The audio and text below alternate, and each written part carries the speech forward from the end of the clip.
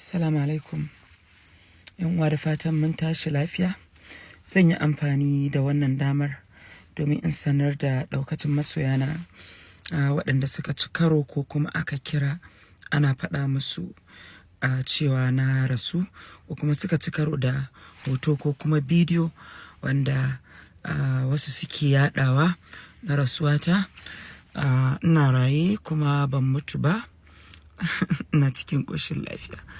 Hakika masu yada irin wannan labarin, ina so in yi gargaɗi gare ku da domin neman duniya ko kuma jan hankalin mutane, ku daina yada irin wannan labarin mara amfani.